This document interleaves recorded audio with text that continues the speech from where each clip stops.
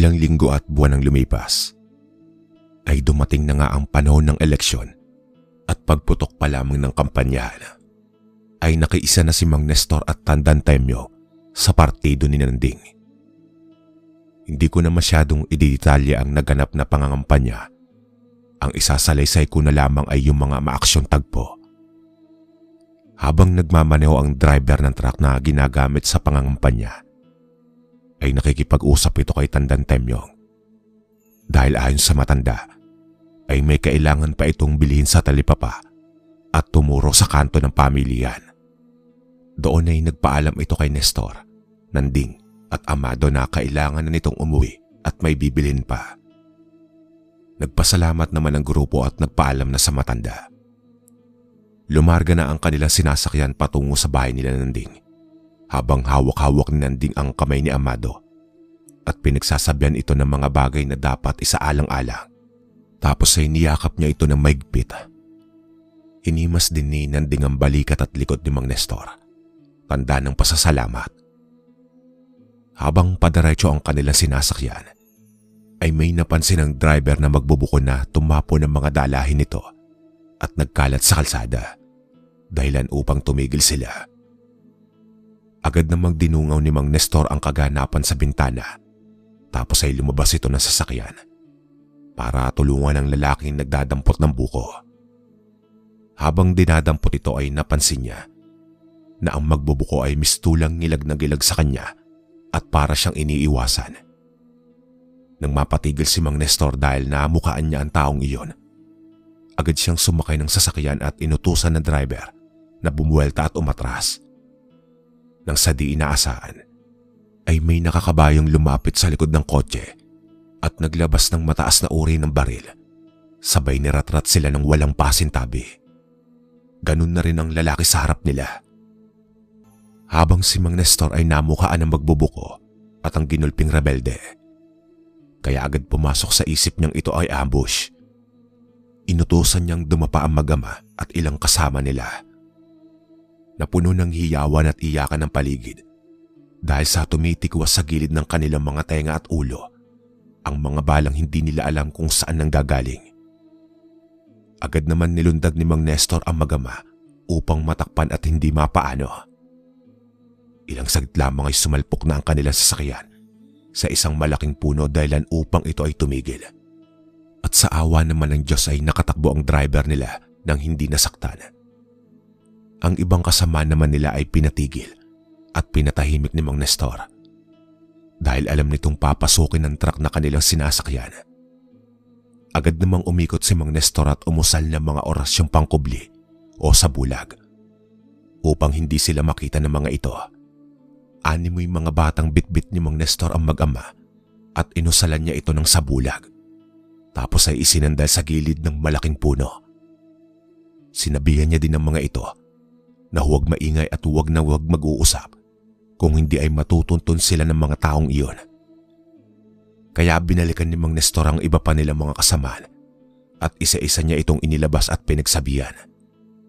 Matapos ito ay binunot na niya ang baril na binigay ni Nanding sa kanya upang maprotektahan nito ang kanilang grupo. Agad kinalas ni Mang Nestor ang orasyon ng pangkubli at dali-daling tumakbo sa may kakahuyan dahilan upang sundan ito ng hindi bababa sa 7 armadong mga lalaki at nagsimula silang tugisin ang Ginoo. Panay naman ang usal at dasal ni Mang Nestor upang mailigaw niya ang mga ito at maiwasan ang pagdanak ng dugo. Sinabi naman ng mga humahabol sa kanya na walang personalan dahil pinapatrabaho ng kanilang amo ang dating alkalde dahil sa sagabal ito sa kanilang layunin at adhikain. Magbibigay din daw ng malaking bonus ang kalabang partido kung mapatay ang mag-ama. Hindi umimik si Mang Nestor dahil gusto lamang ng mga ito na malaman ang lokasyon niya. Hinubad niya ang kanyang damit at dinukot sa kanyang bulsa ang liwag.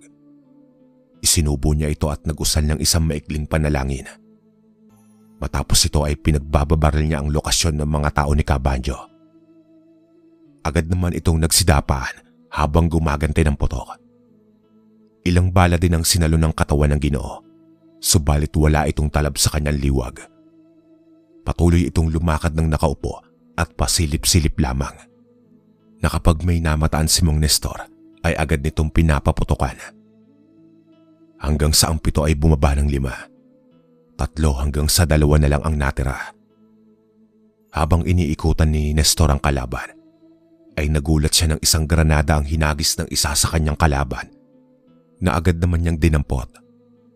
Subalit ng ilang hakbang na lamang siya dito ay bigla naman itong sumabog at naging dahilan ng kanyang pagtumba. Halos mabingi ang Ginoo dahil sa lakas ng pagsabog na halos magkanda punit-punit ang pantalon nitong suot.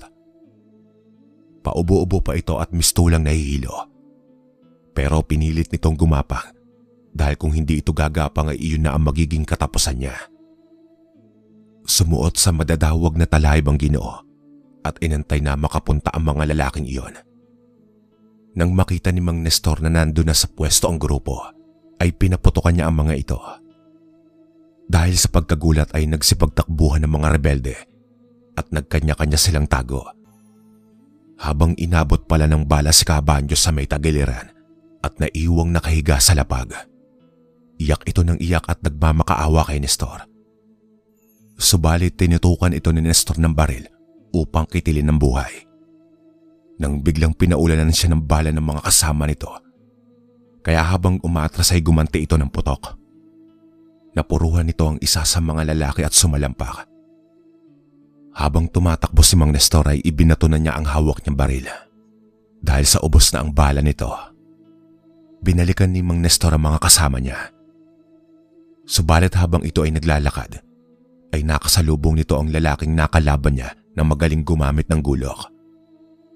Agad nitong sinugod si Mang Nestor habang iwinawas-iwas ang gulok. Nang abutin sa tiyan si Mang Nestor at mukhang nagulat naman siya nang makitang dumudugo ang kanyang tiyan at unti-unti na niyang nararamdaman ang sakit. Sa puntong iyon ay natatawang nasambit ng lalaki na hindi natatalab yung agimat mo dahil ang gulok na ito ay inorasyonan ng isang malakas na mambabarang upang ikaw ay aking mapatay. Napalunok naman ng laway si Mang Nestor at umusal ng isang dasal pa sa salamat.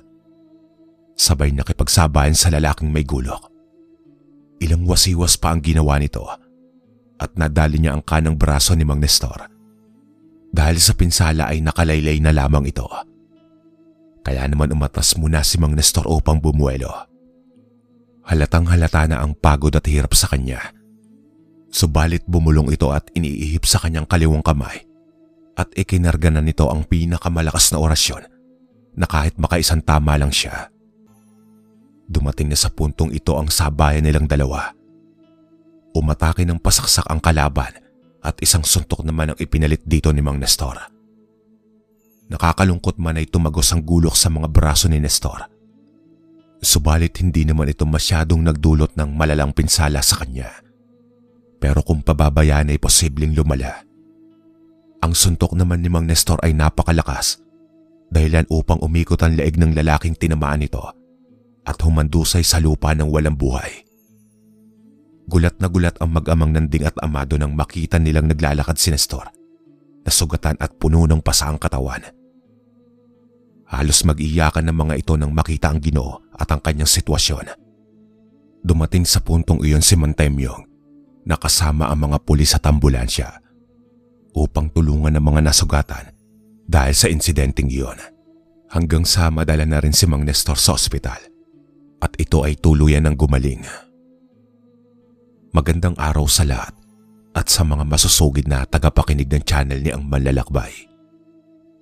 Naway nasa maayos kayong kalagayan habang nakikinig ng aking kwento.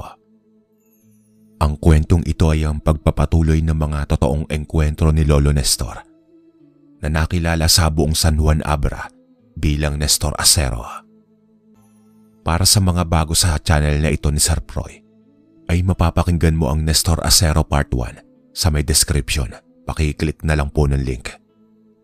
Simulan na po natin ang kwento. Para sa mga bagong tagapakinig ni Lolo Nestor, siya po ay tiyo ng nanay ko at isa sa pinakamalakas na antingero sa aming buong angkan. Pangalawa sa 6 na magkakapatid ang lolo. Bagaman hindi ko nakilala ng personal ang Lolo Nestor, ay madalas naman itong napagkukwentuhan sa tuwing kami ng aming buong angkan ay nagkakaroon ng mga salo-salo at piging. At sa totoo lang ay ibang-iba ang pagkakakilala ko kay Lolo Nestor. Dahil ayon sa pinakamatanda kong pinsan na nakasalamuhan niya at inalagaan ay nasa edad 12 pa lamang gulang nito nang siya ay turuan ni Lolo ng mga panimulang orasyon, mga pangkonsagra at paglilinis ng sarili upang mapalapit sa Diyos Ama. Ayon pa sa kanya ay kaya siya tinuturuan ng mga bagay espiritual ay dahil nakitaan na ito ng potensyal, tiyaga at kagustuhan nitong matuto. Noong makilala siya ni Kuya Joey, ang pinakamatanda kong pinsan na inabutang buhay si Lolo Nestor, ay siya ang nagbigay ng interes o inspirasyon na matuto ng LNK at pagsasaliksik sa lihim na aral na itinatago sa hubad na mata ng mga tao.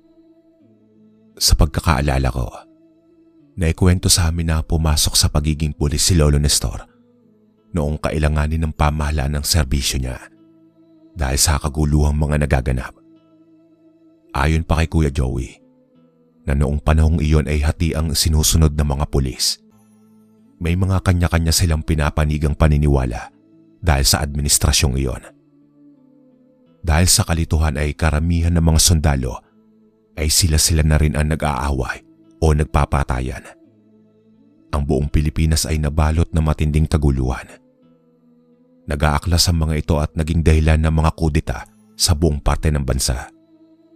Ayon pa kay Kuya Joey, ay may pangyayari sa buhay ni Lolo ang hinding-hindi nito makakalimutan nang siya ay madestino sa Mindanao at maglingkod sa hukbong sandatahang lakas ng Pilipinas, pamalit sa mga sundalong nag-aklas at nasa kaguluhan ng panahon na iyon, ay inatang naman ang responsibilidad sa mga pulis upang sugpuin ang mga malit at malalaking kaguluhan.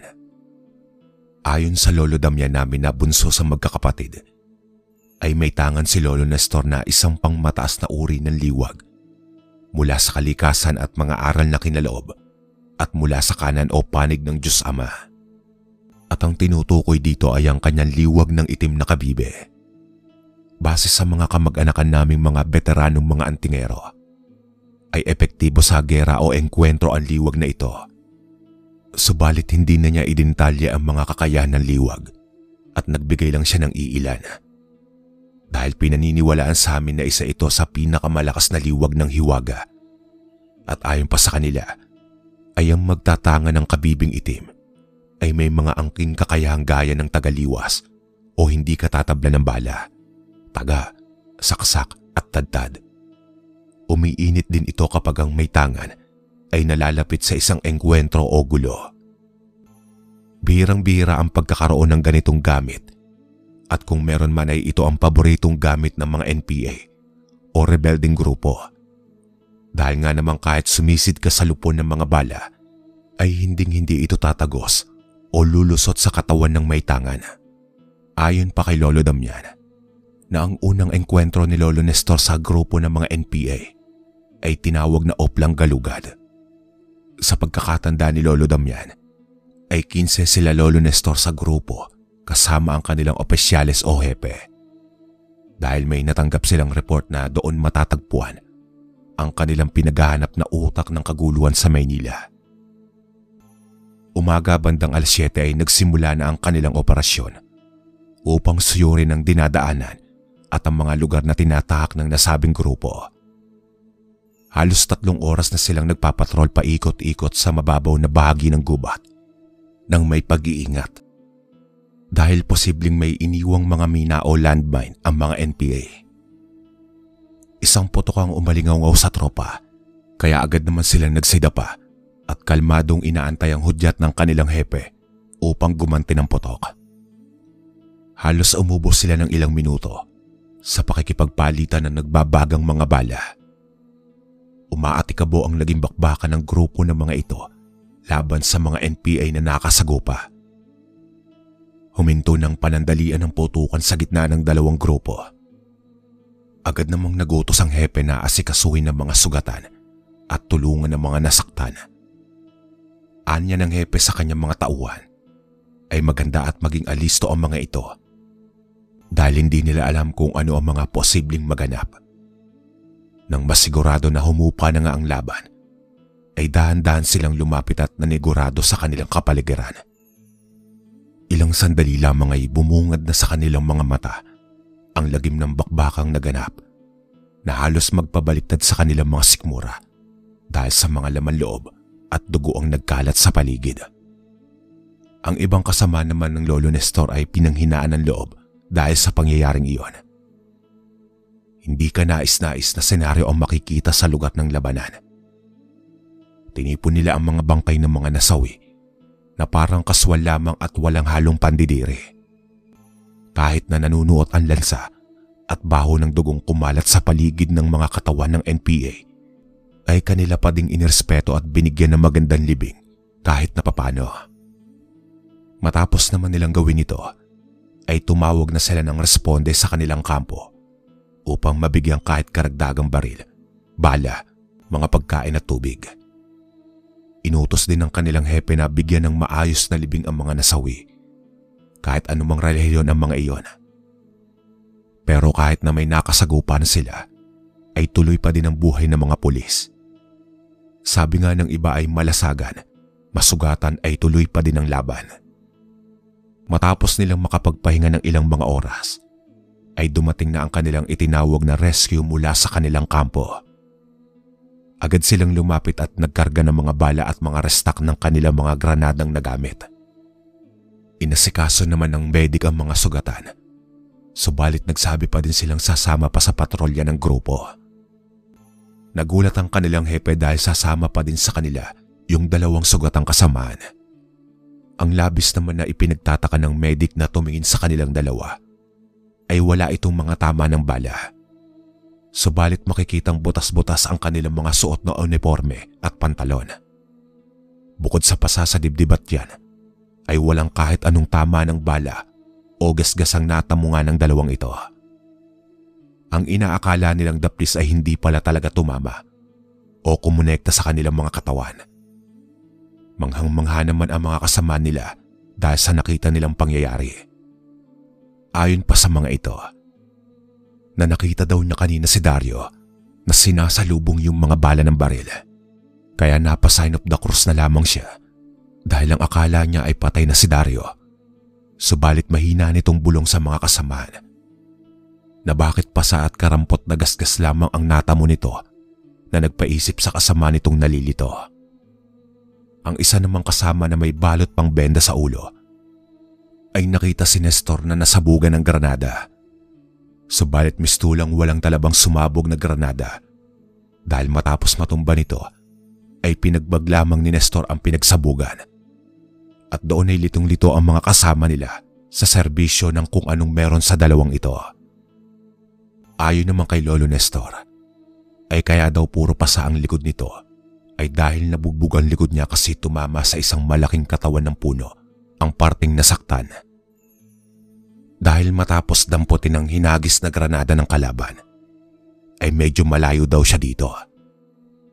Pero pinilit niyang maihagis ito pabalik sa mga kalaban. Ayon pa kay Lolo ay wala pang 4 na dangkal nang ito ay sumabog at agad naman siyang tumalikod sa kadahilanang hindi porket alam niya na hindi siya mapipinsala sa pagsabog na iyon ay mabubugbog naman sa puwersa ang kanyang katawan dahil tatalsik ka talaga sa puno man o batuhan.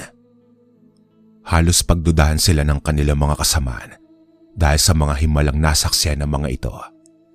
Pati tuloy ang medic hindi alam ang ilalagay na eksaktong resulta sa kanilang report dahil sa nasaksiyan at narinig sa mga kapwa nila pulis. Alam niyo bang tinanong daw ni Kuya Joey si Lolo kung bakit niya dinampot ang granada? Pwede naman niyang hayaan na lamang iyon sumabog doon. Eto ang sagot niya. Yung granada daw na iyon ay malapit dun sa 2 kasamang pulis at ayaw niya itong mapahamak. Kaya ginawa ang bagay na iyon.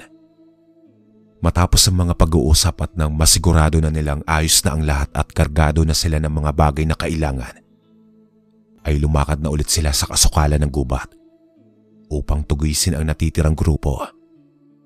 Dahil ayon sa intel nila ay wala sa mga napaslang ang kanilang pakay o target. Inabot na naman sila ng 3 hanggang 4 na oras sa paglalakad at pagpapatrolya. Kahit alam nilang aabutin pa ng 2 hanggang 3 oras ang susunod na pinakamalapit na barangay, ay sinuong na nila ito dahil sa kaalyansa ng gobyerno ang namumuno rito. At doon na nila naisipang magpahinga at magplano ng mga susunod na galaw ng pag-atake, depensa at magkaroon na rin sila ng mga sapat na tulog dahil maayos at protektado sila ng punong barangay doon. Pero malayo pa ang pagputok ng araw, ay ginising na ang grupo ng isang umaalingaw-ngaw na putok at agad naman na naghanda ang mga pulis. Nang iba pa nga ay nakahubad pa at nakashort pa lamang. Kabi-kabilang putok ang mariringgan mo sa bawat sulok at paligid. Kaya naman pagpulas ng mga magkakasamang Dario at Nestor, ay tumakbo sila sa alam nilang ligtas na lugar. Isang napakalaking puno na may butas ang loob at kasya ang 3 hanggang 4 na katao sa loob. Tapos ay doon pinili nilang magkubli dahil sa nag-a-adjust pa ang kanilang paningin pagkat madilim ang kapaligiran, kaya basta na lamang silang pumasok. Nagpahinga naman sila kahit saglit sa loob ng punong iyon. Kinamusta ang isa't isa at inalam ang sitwasyon ng kung may kasamaan pa silang malapit doon sa kinaroroonan nila. Ayon kay Lolo Nestor, na halos wala na pala silang bala at wasak-wasak na din ang uniforme nila nang masinagan sila ng liwanag. Nakita nila ang isa't isa na puros pasa dahil sa hindi nga tatagos ang bala sa kanilang katawan. Subalit ang puwersa naman ito ang iyong masasalo, kaya para ka na ding minaso or hinampas ng 2x2 na kahoy. Napansin din ni Lolo Nestor na balina ang isang paa ni Dario dahil sa itsura ng paglalakad nito. Mabagal na at paudlot-udlot pa.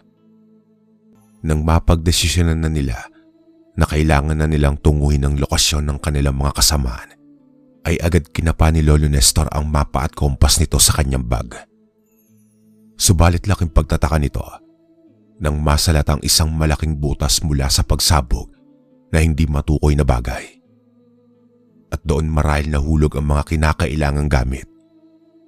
Pero hindi ito naging dahilan upang panghinaan sila ng loob. Bumulong ang dalawa ng maikling dasal at nagpasalamat na hindi sila pinabayaan ng poong may kapal. Bulong ng dalawa. Habang naglalakad sila sa kadiliman ng kawalan, ay may narinig silang mahihinang mga tunog. Tunog na parang may taong paparating sa kanilang gilid. Pero ipinagsawalang bahala nila ito at ipinagpatuloy nila ang kanilang paglalakad.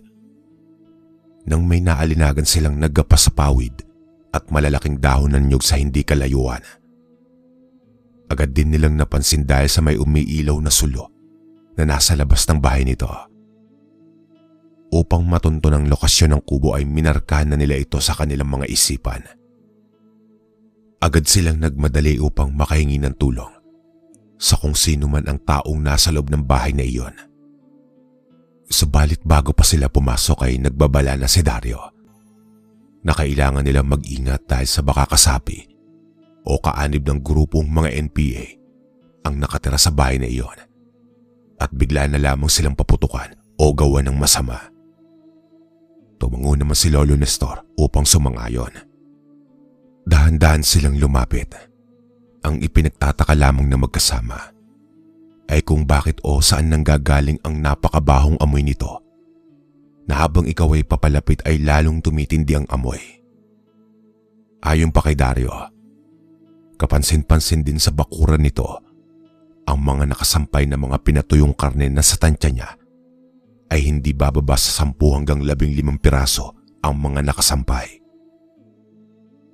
Tao po, tawag ni Lolo Nestor.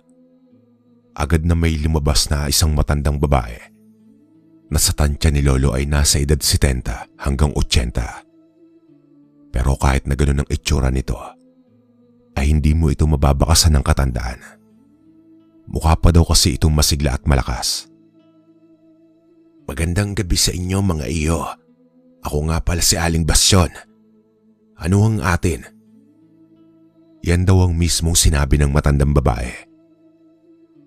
Nang napansin ng matanda na sugatan ng mga iyon, ay agad niyang tinulungan upang malunasan ng mga gamot ang malaki at sariwa pang mga sugat. Subalit biglang napaigtad ang matanda nang aktong hahawakan niya si Dario. Laking gulat ng magkasama kung bakit ito biglang umiwas. Subalit ipinagwalang bahala lamang nila ito at tumuloy na sa loob.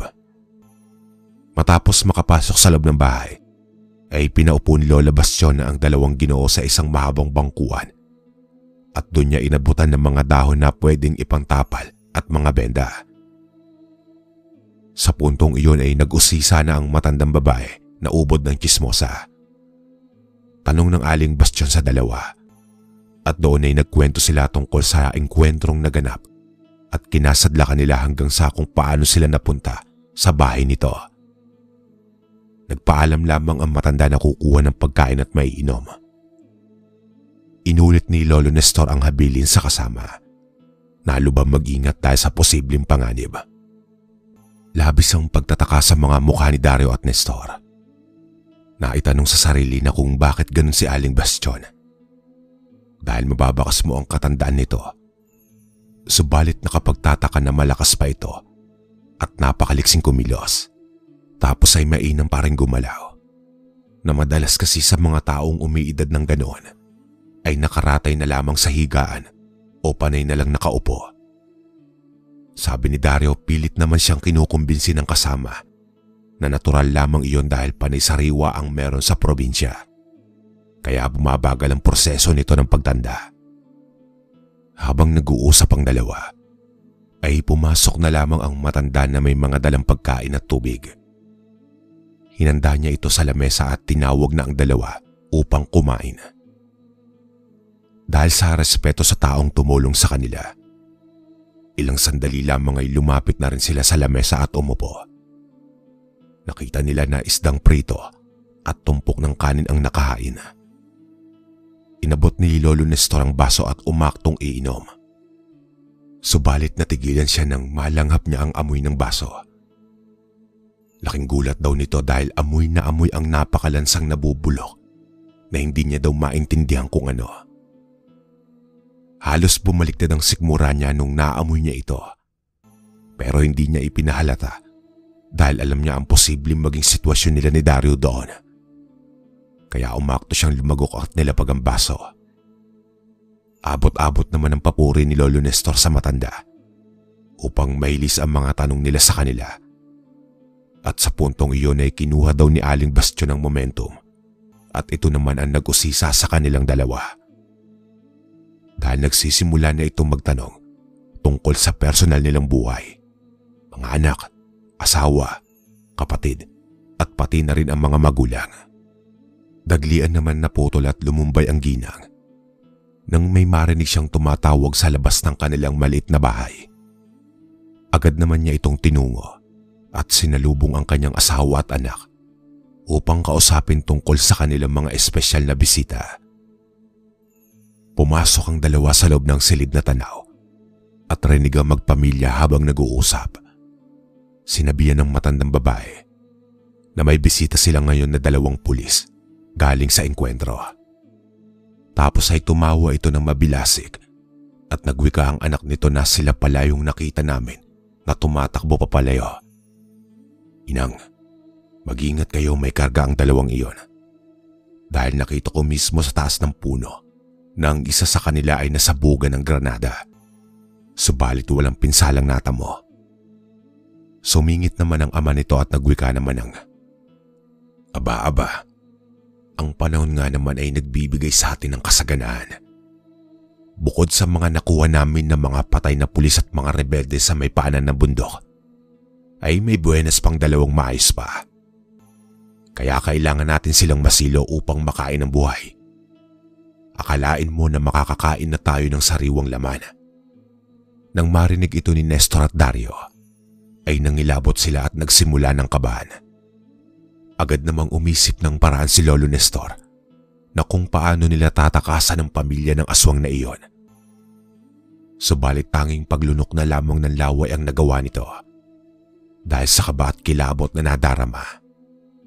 Nang walang ano-ano ay biglaan naman nagplano ang pamilya na kung papaano nila masisilo ang 2. Litong tanong naman ng anak sa mga magulang nito na nagsisimula ng sumingap-singap.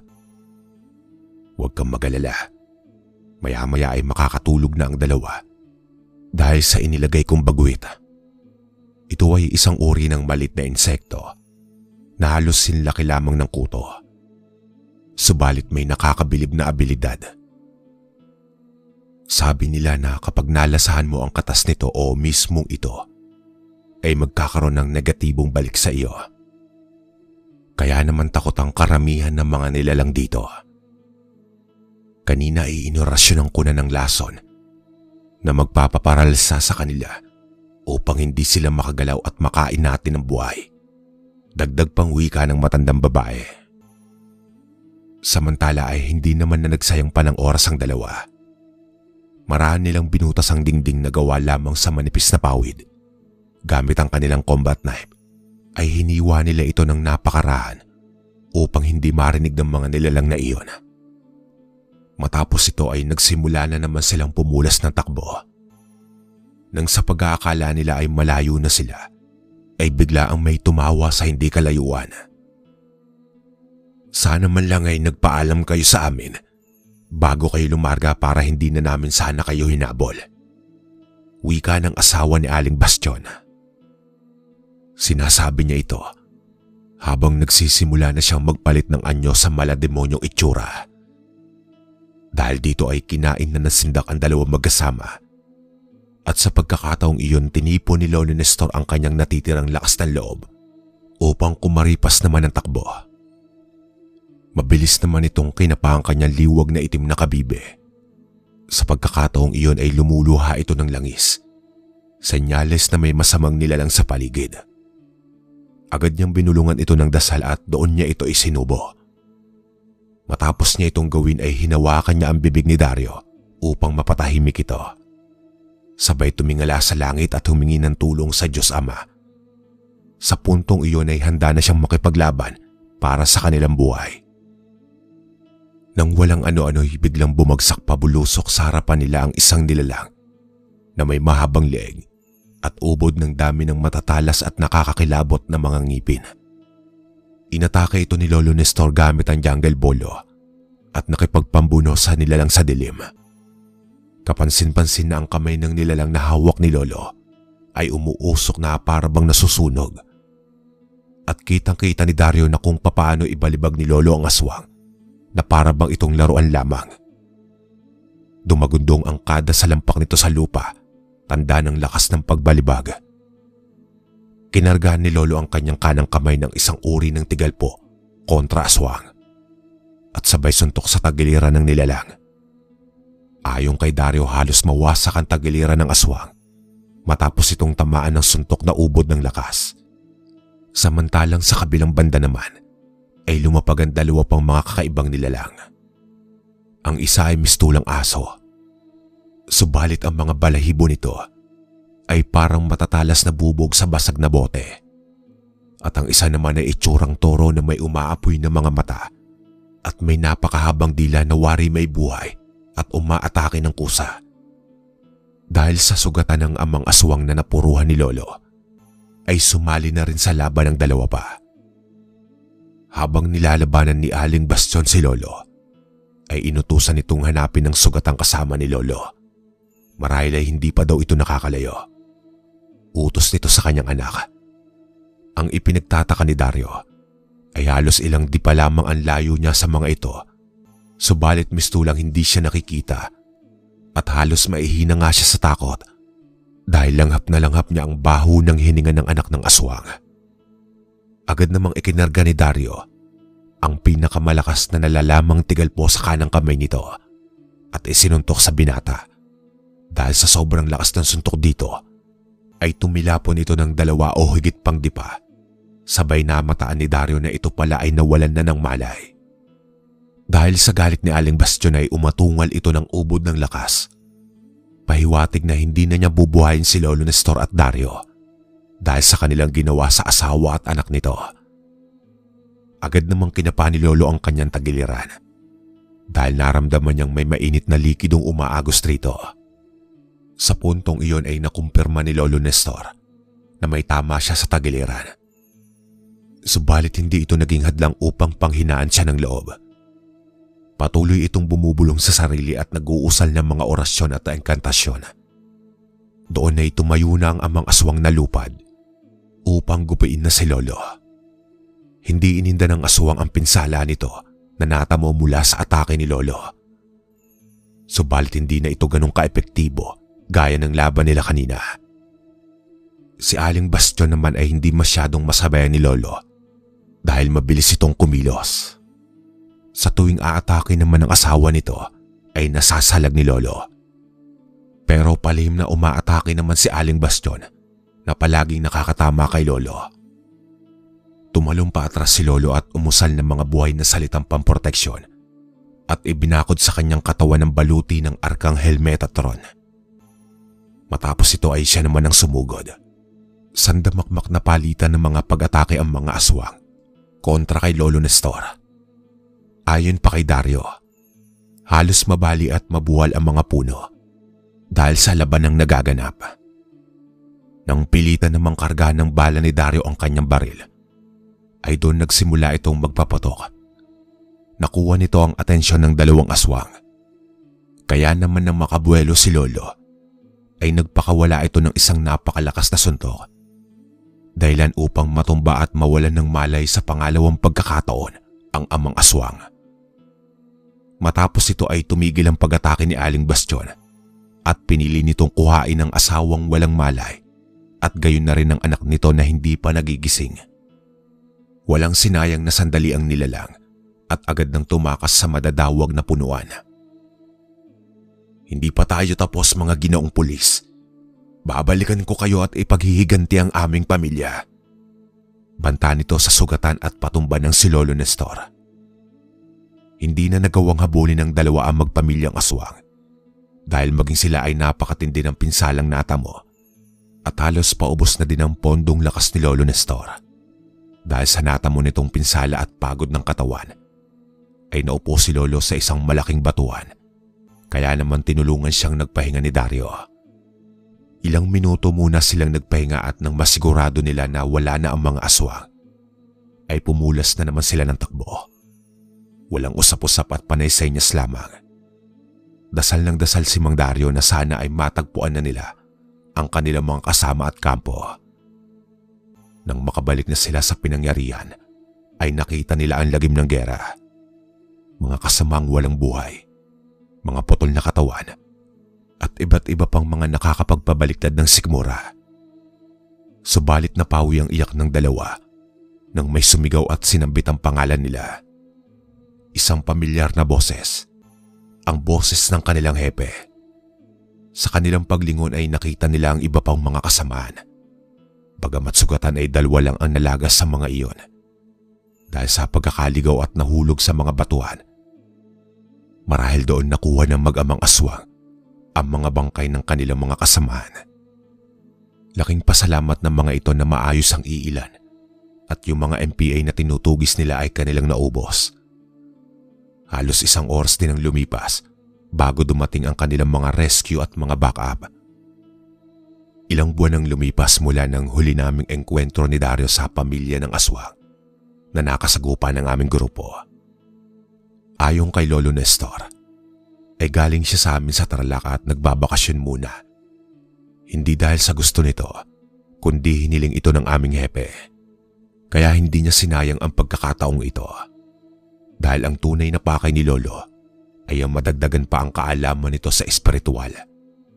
At dooy nagpagabay sa aming inkongrepor upang umangat ang antas nito at mga kakayanan. Sinanay niyang maigi ang tunay na lakas na taglay ng kanyang liwag na tangan. Ginawa niya din ang mga tamang salansan o proseso upang lalo itong mapalakas at magamit ng tama kung kinakailangan. Salamat sa paggabay ng Poong May Kapal at pinahintulutan niya ang mga ganitong plano. Reporting for duty, sir.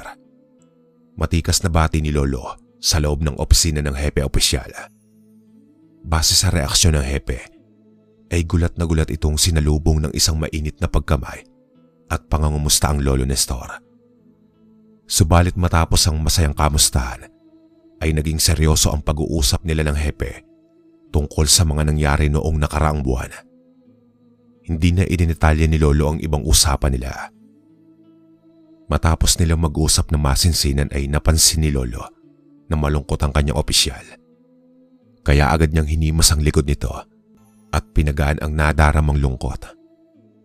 Habang kinakamusta ni Lolo ang tropa at ang kanyang matalik na kaibigang si Dario, labis ang lungkot niya nang malaman na si Dario pala ay nasangkot sa isang insidente sa huli nilang operasyon na doon din sa pinag-engkwentruhan ng pamilyang aswang.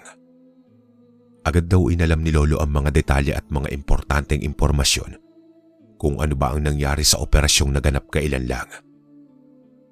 Lumakad ang hepe habang inimbitahan ito upang sundan siya at doon ay inisa-isa na nito ang mga impormasyon sa naganap na insidente. Inamin din ng hepe sa kanya na wala daw siyang alam sa totoong nangyari, kaya ihatid niya daw ang lolo sa kwarto na kinaroroonan ni Dario upang ito na mismo ang magdetalye ng kung ano ang naganap. Nang makarating sila sa kinaroroonan ni Dario, ay kusang bumagsak ang luha ng lolo matapos niyang masilayan ang putol na mga binti hanggang hita at nakapiring ang mga mata ng benda na halos hindi na siya makilala ng lolo dahil sa mga pinsalang natamo. Agad naman tumakbo palapit si Lolo sa kaibigan upang yakapin at kausapin siya para alamin na rin ang tunay na nangyari. Butil-butil na luha ang hindi tumitigil sa pagpatak habang kinakapa ni Dario ang kapaligiran at hinahagilap ang boses ng kanyang kabarong si Lolo Nestor. Madaling hinawakan ni Lolo ang mga kamay nito at mahigpit na niyakap. Lumod si Lolo at kinausap siya sa mahinang bulong. Tinanong ni Lolo kung nasaan ang medalyon ng San Cristobal ni Dario. Ang medalyon ng San Cristobal ay ipinagkaloob ng aming ingkong report kay Dario. Subalit isang mahigping iyak lamang ang naitugon nito. Hanggang ilang sandali pa ay bumulong si Dario na basag na ang kanyang medalyon dahil sa tindi ng engkwentrong kinasangkutan niya. Labis na nagtaka ang lolo dahil ang kanyang medalyon ay kontra sa lahat ng mahika negra at iba't ibang masasamang elemento. Kaya din makasabay ng medalyon na iyon sa ibang mutya, kaya hindi lubos maisip ni Lolo na kung anong nilalang ang nakabasag dito. Sa puntong ito ay sinabi ni Dario kay Lolo na akala nila ay ordinaryong tao ang kanilang nakaharap, subalit parang mali ata ang kanilang inakala. At doon ay nagsimula ng magkwento si Dario tungkol sa tunay na kaganapan. Umupo naman si Lolo habang nakapatong ang mga kamay nito sa balikat ng kasama at doon nakinig ito ng kwento. Ayon kay Dario, 9:00 na ng umaga nang ipatawag silang magkakasama upang rumusponde sa isang report na ang isa sa mga kaalyado nating barangay ay pinuntirya ng ilang pulutong ng mga kalalakihan na hindi bababa sa edad 16 na binubuo ng 10 hanggang 13 kalalakihan. Puros mga armado ng matataas na uri ng baril at dekalibreng mga pasabog. Ayon kay Dario ay nung mga panahong iyon ay nasa bayan ang kanilang hepe upang dumalo ng pagpupulong tungkol sa mga operasyon at makapag-ulat na din ng mga kaganapan. At dahil wala ito ay siya ang naatasang maging leader ng grupong iyon. Ayon kay Dario, 12 daw sila sa kanyang pagkakatanda at tumungo sa lugar ng insidente. Habang naglalakad sila sa kasakwalan ng gubat, ay hinubad nito ang kanyang medalyon at inilagay sa loob ng kanyang helmet, gaya ng turo ni Lolo sa kanya. Bago pa siya umalis ng kampo, ay ginawa niya rin ng isa pang ritual na isinulat sa isang puting papel ng mga orasyon at mga buhay na salita, tsaka susunugin sa apoy at sabay ihahalo sa tubig bago inumin. Pinaniniwalaan itong gawain sa kadahilanan upang pumasok sa loob ng antingero ang proteksyon niyang dasal. Ilang kilometro na din mula doon sa unang checkpoint nila ay may isang pagod at hinihingal na bata. Nasa edad ito ng 10 hanggang 11 taon at nakikiusap ito at humihingi ng tulong dahil ang ama daw nito ay dinakip ng isang armadong grupo na sa hapilitan itong isinakay sa kalabaw. Hinabol daw ito ng bata subalit masyado ng malayo ang pagitan ng mga ito at sa kabutihang palad ay nagkasalubong ang kanilang landas. Nang marinig ito ng tropa ay wala silang sinayang na pagkakataon at agad lumisan upang sundan at hanapin ang armadong grupo na iyon. Pero labis daw ang pagtataka ni Dario dahil inabot na sila ng 6:00 ng hapon sa pagsunod sa batang lalaki na nakapagtataka na sa murang edad nito ay napakaliksi at mistulang hayop ito sa bilis gumalaw at mistulang hindi napapagod. Hanggang sa napansin ng halos lahat na parang hindi natatapos ang kanilang pagtakbo at parang wala silang paroroonan. Kaya nagudyat si Dario ng humanda at maging alerto. Ilang minuto pa ang lumipas ay nakaramdam sila ng pagod at pagkakapos ng hininga. Kaya nagpasya silang tumigil na muna. Subalit hindi nila namalayan na wala na sa track ng mapa at ang takbo ng kanilang kompas ay hindi na stable at paikot-ikot ito na para bang kinokontrol. Kinakabang sinabi naman ng isa sa mga kasama nila na mukhang delikado sila sa lokasyong iyon at kailangan maganda sa anumang mga pwedeng mangyari. Kaya humudyat si Dario ng proceed and locate the child sa kanyang mga kasamaan at agad namang kumilos sa mga ito. Habang sinusuyod daw nila ang kasukalan, ay napapansin nilang padilim ng padilim ang kapaligiran at pasukal na ng pasukal ang lugar na tinatahak nila. Nagdoble ingat sila dahil sa mga posibleng bitag na inihanda sa kanila gaya ng mina, mga hole traps at spike traps na isang pagkakamali mo lamang ay buhay mo na ang magiging kapalit. Habang dahan-dahan nilang nilalakad pasulong, ay may napansin ng isa sa kanilang mga kasamaan nang may tumawid na isang figura papunta sa kabila. Ayon pa sa isang kasama nila, na ito daw ay may nakakalokong tawa na para bang sila ay inaasar at pinagkakatuwaan. Pabalik-balik ito ngunit paiba-iba ng direksyon, kaya hindi nila matukoy kung iisang tao lang ba ito o marami. Walang ano-ano'y biglaang itong dumaan sa gitna ng kanilang pulutong at biglaang tinulak ang isa sa aming mga kasama. Dahilan upang ito ay matumba at magkagulo kami sa grupo. Dahil sa nangyari ay tarantang nagpaputok ang isa pang pulis sa huling dinaanan ng lalaki. Pero mukhang hindi man lang ito natamaan o natinag. Mistulang hayop ito sa liksi at naglululundag sa mga dawag ng malalaking puno at sanga. Subalit dinig na dinig pa din nila ang halakhak nito na papalayo sa kanilang lokasyon. Maya-maya naman ay biglang galit na nagpapagpagat at reklamo itong si De Dios. May kung sinong dumara sa likuran nito. Kakaiba daw ang dura na iyon dahil may nakakasulasok na amoy ang iniwan nito. Sa puntong iyon ay alam ni Lolo na minarkan si De Dios at posibleng alam na niya ang mga posibleng mangyari. Pagpapatuloy ni Dario, agad niyang pinahubad ang uniforme nitong camouflage, pati na rin ang sando nito na hindi naman tinutulan ni De Dios dahil sa sangsang ng amoy. Tapos noon ay pinaiwang ko ito sa daanan at lahat ng tumulong mag-alis sa damit ni De Dios ay inutusan ko magugas ng kamay at manigarilyo upang mabura ang amoy ng baho at lansa. Sinabihan ko rin silang siguraduhin nyo na walang matitirang amoy o bakas dahil gawain nila yan. Sa puntong ito ay labis na nagtaka ang karamihan sa narinig. Hanggang sa ilang kilometro pa ang kanilang sinuong at natanaw na ang dulo ng masukal na gubat na iyon.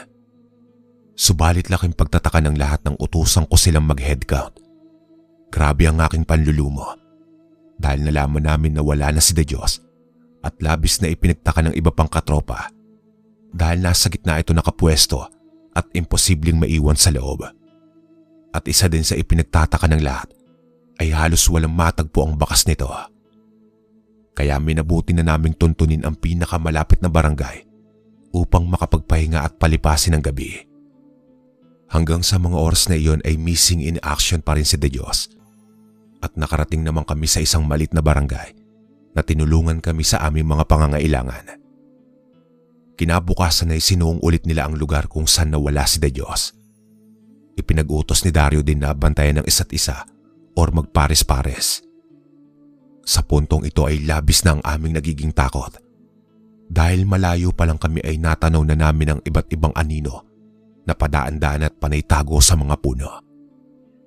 Sa pagkakatansya ko ay nasa gitna na kami ng gubat ng mga panahong ito at 10:00 lang subalit ang dilim sa loob ay mistulang 7:00 na ng gabi. Habang kami ay alerto na nakikiramdam, may sumigaw upang pahintuin sila sa kanilang ginagawa at laking gulat namin nang makinig naman ang mga ito. Subalit kami ay nagtaka kung bakit luminya sila ng pahalang at doon kami ay lalong na alerto. Kaya hindi namin ibinaba ang aming mga baril at tinutukan ang mga ito. Ngunit sa pag-aakalang sila ay matatakot sa mga baril namin, ay mukhang kami pa ang inabot ng kilabot. Kitang-kita ng aking dalawang mata ang bigla ang pagpapalit anyo ng mga ito at naglaho na naman sa mas malalim na parte ng gubat. Dahil sa sindak ay doon na kami nagsimulang paputukan ang mga nilalang na iyon. Pero sa liksi at bilis ng mga ito ay isa-isang hinablot sa kadiliman ng aking mga kasama. Si Karas na isang Muslim ay bigla ang hinablot sa paanan at hinatak papalayo sa aming grupo. Si Puentes naman ay hinila mula sa itaas patungo sa mayayabong na sanga at agad sumambulat sa aking harapan ang dugo nito na lalong nagpakilabot sa aming lahat. Inutusan ko na putukan sa lahat ng direksyon ang makitang mga anino. Subalit na puno lamang ng sigawan ang magkabilang dako ng kapaligiran. Isang iglap ay 4 na lang kaming natira. Ako, si Puroy, Konstable at si Ugalde. Agad namang kaming nagtakbuhan upang makalayo dahil sa labis na takot at sindak. Wala kaming kalaban-laban sa hindi namin matukoy na mga nilalang na dumudukot mula sa iba't ibang sulok ng gubat na iyon at sa lahat ng direksyon. Halos low moral na kaming lahat habang nagpapahinga sa isang malaking tipak na bato. Subalit hindi ako nagpakita ng sindak at tinatagan ko ang aking loob upang hindi sila mapabayaan. Nagsimula na naman naming sundan ang ruta pabalik doon sa barangay na aming tinitigilan. Subalit laking pagtataka ko dahil nawala ang trail tracks ng aming ginawa at mistulang naliligaw kami. Nang ilang metro na ang aming layo ay may naaninagan akong isang pamilyar na mukha. Mukha na nagbigay sa akin ng unang kilabot at mapait na alaala ang bumalik sa akin. Pagpapatuloy ni Dario. Nagradyo kami sa isang basay upang makakuha ng backup at kaagad naman silang rumusponde. Subalit hindi nila matukoy ang aming eksaktong lokasyon. Ayon sa aking nakausap ay dadating ang tropa sa loob ng 1 hanggang 2 oras. Kaya minabuti namin ang aming seguridad hanggang sa dumating ang tulong. Ilang sandali lamang ang lumipas ay may umataking nilalang sa kaliwang bahagi ng aming pinagtitigilan. Isang anyong tao. Subalit ang kabuuan ng katawan ay sa isang malabaka ang laki na mayroon ring malalaking mata at walang hinto ang naglalaway nitong bunganga. Tumigil ito at nagbabadyang aatake. Kaya minabuti kong hubarin ang aking helmet at madali kong dinukot ang aking medalyon at doon ay agad ko itong isinuot. Kapansin-pansin na ang medalyon ay lumuluha ng langis dahil sa panganib nitong nasagap. Matapos kong maisuot ang medalyon, ay bigla ang nag-alangan umatake ang nilalang. Sinigawan ko ito ng paghahamon, subalit parang ito ay natatakot. Dahil sa wala na kaming bala at hinugot ko ang aking jungle bolo, ay walang ano-ano'y itinarak ito sa lupa. Sabay basag ng orasyon ng ilang buhay na salita, tsaka ako sumugod. Napakaliksi ng nilalang na iyon subalit nagawa ko itong matamaan at hindi na makabangon. Noong nilapitan ko na ang nilalang ay labis ako nabigla dahil sa may 4 na nilalang pa ang lumabas sa hindi ko tiyak na lokasyon. Mga kasamaan ata iyon ng aswang na napabagsak ko at sa laking takot ko ay agad na sumalakay silang 4 sa akin. Agad kong kinarga ang alam kong pinakamalakas na poder at bakod upang makasabay ako sa sagupaan. Kaagad ko ding iwinasiwas ang aking bolo dahilan upang magtumbahan ng mga puno ng saging sa aking paligid. Inabot ako ng ilang mga suntok, kalmot at sipa ng aking mga kalaban. Subalit nagagawa ko itong tiisin hanggang sa makabuelo ako at nakapagpabagsak ako ng 2 pa sa kanila. Subalit bago ko sila mapabagsak ay marami na akong tinamong pinsala. Pagod na ako ng mga panahong iyon at alam ko sa sarili kong anumang oras ay posible na akong mawalan ng malay. Nang biglang lumapag ang isa pang nilalang na kuba, may mga balat na tulad ng isang buhaya at gumagapang. Nakakakilabot ang pagbumukha nito dahil sa nagbabaga nitong mga mata. Nagsalita ito ng may garalgal na boses at may tono ng paninindak. Nang magpakilala ito sa akin, ay ito pala ang tampalasang si Aling Bastion. Muntik na sana nila akong makitilan ng buhay. Subalit maghihiganti daw ito sa akin at sa iyo. Kikitilan daw tayo ng buhay ng halimaw ng matandang iyon. Subalit hindi ako nagpatinag sa nilalang ng dilim dahil alam ko na kapanig ko ang Diyos Ama at ang malaking pagtitiwala sa aking medalyon. Agad namang sumalakay ang dalawa sa mga kasama ng matanda sa akin. Subalit panlilito lamang pala nila iyon upang makahanap ng butas at ako ay mapuruan. Tinamaan ako sa tagiliran pati na rin sa may likuran na nagdulot sa akin ng pinsala. Subalit ang mga kamay at braso ko nang umatake ay nagsimula din umusok dahil sa depensa kong hindi nila masira mula sa mga orasyong aking ikinarga. Alam ko sa sarili ko na ito ang limitasyon ng aking lakas. Umusal na ako ng isang maikling panalangin at pasasalamat sa Ama. Sinenyasan ko si Ugalde na iabot ang natitirang granada na nakalagay sa bag. Inabutan ako ng mga 3 pampasabog. Sumenyas din ako na magtago sila. Matapos ito ay hinubad ko ang aking medalyon na walang tigil sa pagluwa ng langis. Kinagat ko ito upang mabuksan ang buong potensyal nitong lakas. Tinipon ang natitirang lakas ng loob at sabay kong hinugot ang pin ng mga ito, tsaka ako sumugod sa nilalang ng dilim. Isang malakas na pagsabog ang huli kong natatandaan at pagmulat ko ay nandito na ako sa base ospital. Putol ang mga binti at sugatan. Pero labis ako nagpapasalamat sa Ama dahil sa hindi niya ako pinabayaan hanggang dulo. Hinanap ko din ang aking medalyon at ito pala ay naitabi ni Puroy na kinalaunan ay inabot niya ito sa aking mga palad. Subalit ng aking masalat ay mistulang napunit at nawasak. Labis-labis na pasasalamat ang narinig ko sa ating mga kasama na nakaligtas at nakakataba naman ng puso ang mga papuri nila. Ayon naman sa nurse na nag-asikaso sa akin, ay laking pasasalamat nila dahil sa hindi nila matunton ang eksaktong lugar kung nasan kami. Hanggang sa makarinig sila ng isang malakas na pagsabog at doon ay agad silang nagtungo at doon na nila kami nahanap at na-rescue. Lalo naman umigting ang galit ni Lolo Nestor sa aswang na si Aling Bastion dahil sa mga ginawa nito sa kaibigan niya. Sa loob-loob niya ay nagpapasalamat siya sa Diyos Ama at nakaligtas ang 4 niyang mga kasama. Nagpaalam si Lolo kay Dario na kakausapin lang niya ang hepe at agad na babalik sa ward nito. Hanggang dito na lang po muna ang aking kwento, mga kalakbay. Maraming salamat.